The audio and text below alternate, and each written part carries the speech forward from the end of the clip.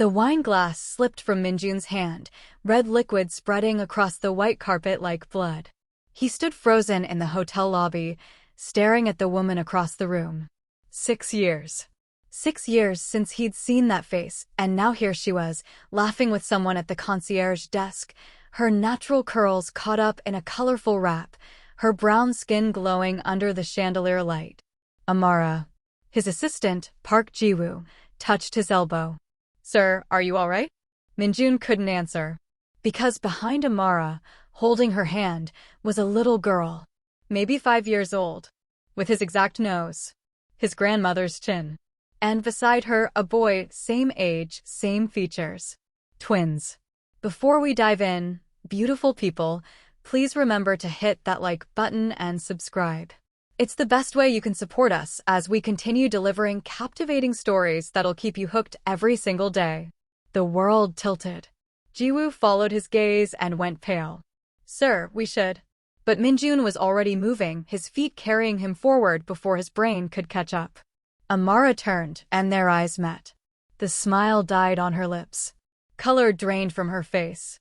She grabbed both children's hands and pulled them close, protective, like a lioness guarding her cubs. "Amara," he breathed. "We were just leaving," she said quickly, voice tight. "Wait." But she was already ushering the children toward the elevator, not looking back. The little girl glanced over her shoulder, curious about the tall man watching them. The boy buried his face in his mother's side.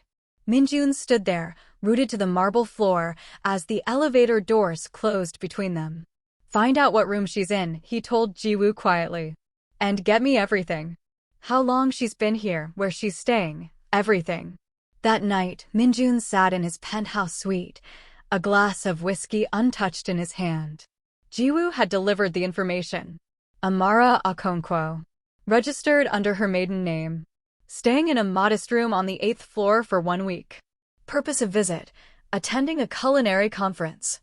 Culinary. She'd done it.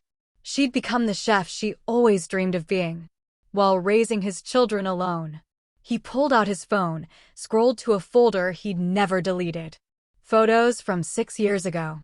Amara in his apartment, flower on her cheek, laughing as she attempted to teach him how to make jollof rice.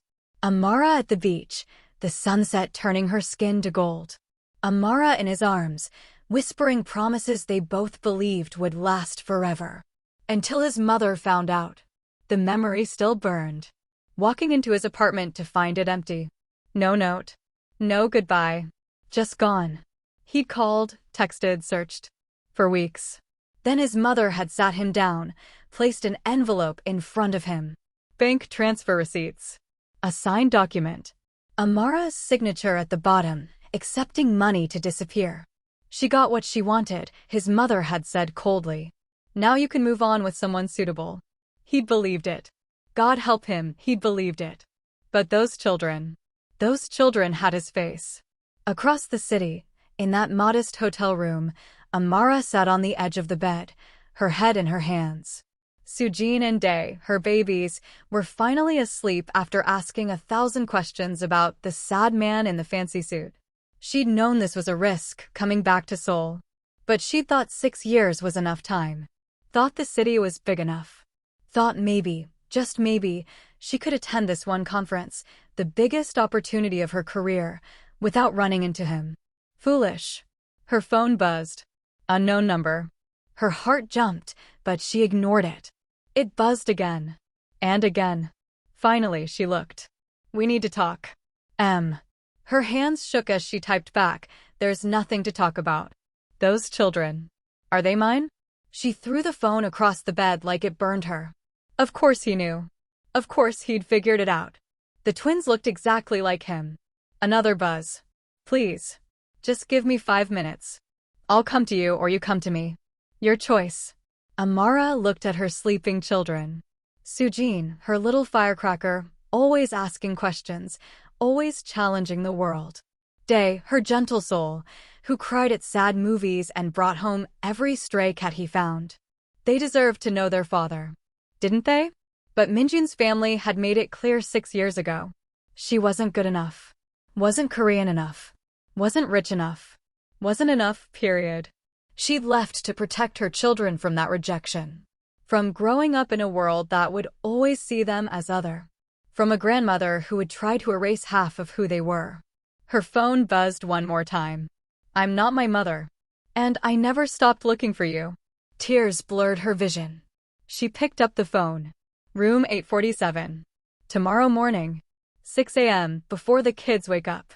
The knock came at exactly 6 o'clock. Amara opened the door to find Minjun looking exhausted, like he hadn't slept. His suit was rumpled.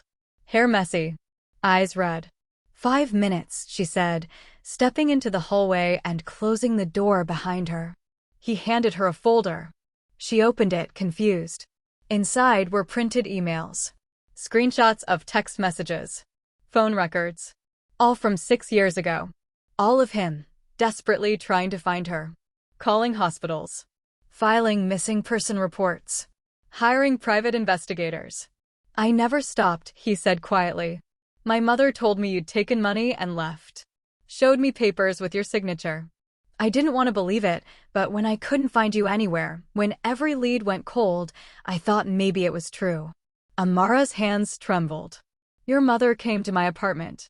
Said if I didn't leave Korea, she'd make sure I never worked in any kitchen in this country. Said she'd have me deported on false charges. Said she'd destroy me. Her voice cracked. I was 3 months pregnant, Minjun. 3 months. And I was terrified. His face crumpled. Oh God. I didn't take her money. I got on a plane using my savings and went back to London. Had the babies there. Raised them alone because I thought you'd chosen her over me. Thought you'd known about the pregnancy and didn't care. I didn't know. I swear to God, I didn't know. He took a step closer. Are they mine? She looked up at him, tears streaming down her face. Yes. He made a sound, something between a sob and a laugh. What are their names? Sujin. It means precious truth. And Dae. It means greatness. She smiled through her tears. I gave them Korean names even though I thought you'd never meet them. Because they deserve to know that part of themselves. Minjun covered his face with his hands. His shoulders shook. When he looked up, his eyes were swimming. Can I meet them? Please. I'm not asking for anything else. Just let me meet them. Amara wanted to say no. Wanted to protect her babies from the complications, from the pain, from the powerful family that would try to change them. But looking at Minjun, seeing the raw desperation in his eyes, she couldn't. They wake up at 7, she said softly. Come back then. But Minjun, if your mother. My mother doesn't control my life anymore, he said firmly. I promise you that. When Minjun returned at 7, he brought chocolate croissants and fresh fruit. His hands shook as Amara opened the door. Sujin looked up from her coloring book. Mama, who's that? Dae peeked from behind the couch, curious but cautious. Amara knelt beside them. Babies, this is someone very important. This is your father. Sujin tilted her head, studying Minjun with those sharp eyes she'd inherited from him. You're the sad man from yesterday. Minjun laughed, tears in his eyes. Yes, that's me. Why were you sad? Dae asked quietly. Because I just found out I have 2 incredible children that I didn't know about. And I missed so much time with you. Sujin considered this. Mama says we look like you. Is that true? Minjun knelt to their level. It's very true. You both have my nose. And you, he looked at Dae, you have my eyes exactly. Do we have your superpowers? Sujin asked, suddenly excited. Sujin, Amara warned gently. But Minjun grinned. What kind of superpowers do you want? And, just like that, the ice broke. Sujin launched into an elaborate explanation of what superpowers would be useful, while Dae slowly crept closer, fascinated by this man who looked like him. Amara watched from the doorway, her heart breaking and healing at the same time. Over the next 3 days, Minjun became a shadow to his children. He attended Amara's conference sessions, waiting outside, then took them all to lunch. He played in the park, pushed them on swings, bought ice cream, and listened to their stories like each word was precious. On the 4th day, his mother found out. You will end this, Madam Lee said coldly, standing in the lobby of his corporate office. You will not acknowledge those children. You will not see that woman again. Minjun looked at his mother, really looked at her, and saw someone he didn't recognize anymore. Someone who valued appearance over truth. Power over love. Legacy over family. No, he said simply. Excuse me? I said no. Those are my children. That woman, Amara, she's the only person I've ever loved. And you took her from me with lies. His mother's face hardened. She was beneath you. She still is. No, mother. You're wrong. She raised two incredible children alone while building a career in a foreign country. She survived your threats and thrived. She's stronger than both of us combined. He stood. And I'm choosing her. I'm choosing them. If that means walking away from this company, from this family, then so be it. Madame Li's eyes flashed. You would throw away everything for some foreign woman and her children? My children, Minjun corrected. And yes, I would throw away everything. Because everything without them means nothing. His mother left in a fury of silk and perfume, threatening lawyers and custody battles and destruction. Minjun called Amara immediately. We need to get married. What? My mother's going to try to take the twins. Korean family courts favor fathers, especially wealthy ones. But if we're married, if I publicly claim them, it makes it harder for her to interfere. Amara's laugh was bitter. So you want a business arrangement? No. His voice softened. I want a chance. A real chance. To prove I'm not the boy who let his mother control him. To show you I've grown up. To be the father our children deserve. And maybe, if you'll let me, to be the man you deserved 6 years ago. Silence stretched between them. I'm scared, Amara finally whispered. Me too. But I'm more scared of losing you again. Of losing them. 2 weeks later, they stood in a small office in front of a registrar. No fancy ceremony. No guests. Just Jiwoo as witness, the twins in their best clothes, and 2 people choosing each other again.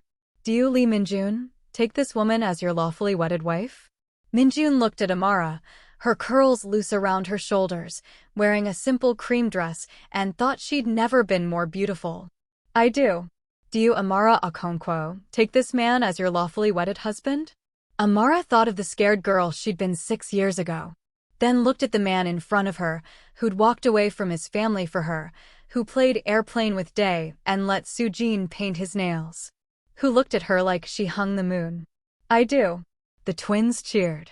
Sujin threw flower petals she'd snuck in her pocket. Day hugged his father's legs. It wasn't a fairy tale. They had Madame Li's lawyers to deal with, cultural differences to navigate, 6 years of hurt to heal. But as they walked out of that office as a family, hands intertwined, they knew one thing for certain. Love doesn't always arrive perfectly. Sometimes it arrives broken, messy, complicated. But when it's real, when it chooses to stay, when it fights through the storm, it becomes unbreakable. That night, in their new apartment, far from judgmental eyes and interfering mothers, Amara tucked the twins into bed. Minjun read them a story in Korean, then Amara read one in English, and they fell asleep smiling, secure in the knowledge that they were loved. In the kitchen, Minjun pulled Amara close. Thank you. For what? For keeping them. For raising them. For giving me a second chance. She rested her head on his chest. Thank you for fighting for us. Outside, Seoul sparkled with a million lights. And inside, a family that had been broken had finally found its way home. 3 months later, Madame Li's lawyers dropped the custody case. Turned out, public opinion wasn't kind to wealthy families trying to steal children from their loving mothers. Minjun's father, who'd stayed silent throughout everything, finally put his foot down, threatening to change his will if his wife didn't back off. Madame Li kept her distance, bitter but beaten. Sujin started Korean language lessons and told everyone at school about her fancy businessman daddy. Day joined a soccer team and invited Minjun to every game. Amara opened her own restaurant, a fusion of Korean and Nigerian cuisine that became the talk of the city. On their first anniversary, Minjun took Amara back to the hotel where they'd reunited. Same lobby. Same chandelier. Remember the spot? He asked. She smiled. How could I forget? You dropped a glass of wine. I saw you and forgot how to breathe. He pulled her close. I still do, you know.